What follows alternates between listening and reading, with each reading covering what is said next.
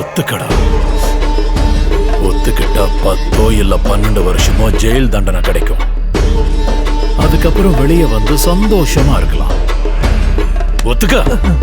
Sir is ready. இவன் ஒத்துக்கிற மாதிரி தெரியல. இத கொண்டு போய் அங்க வையே. சார் இது கார்த்திகை மாசம், என் பொண்டாட்டி கண்ட இடத்துல கை வைக்க கூடாதுன்னு சொல்லியிருக்கா சார். யோ, நீ என்ன கோயில்ல பூசாரியா? போட்டுட்டு இருக்கிறது காக்கி. சொன்னதை செய்ய. செய்யணுமா சார்? சிவா. சரி சரி. தம்பி கொஞ்சம் கோஆப்ரேட் பண்ணினா ஸ்மூத்தா போயிடும். நல்லா நிறைய போடு. நல்லா போடு, இன்னும் போடு. சார் இது ரொம்ப அநியாயம் சார். கட்டாயப்படுத்தி அவனை பழியத்துக்கு வைக்கிறது. Sincere police. உங்க சின்சியாரிட்டிய பொட்டலம் கட்டி போங்கிறது.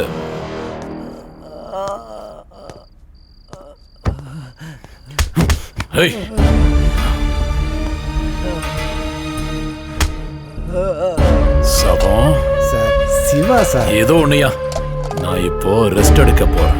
இவன் ஒத்துக்கிற வரைக்கும் நீ ரெஸ்ட் எடுக்கவே கூடாது. சரிங்க சார்.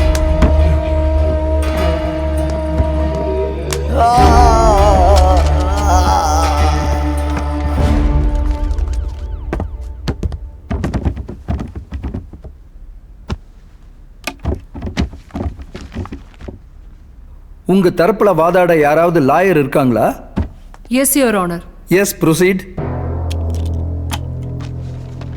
யுவர் ஆனர், சிஏ சேதுபதியை விசாரிக்கிறதுக்கு உங்ககிட்ட நான் அனுமதி வாங்கிக்கிறேன். எஸ். வணக்கம் sir.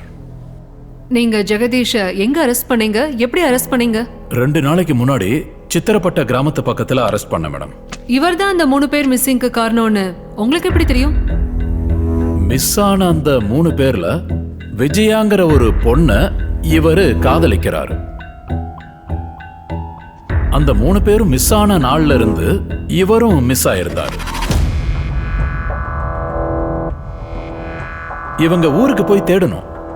But of no use.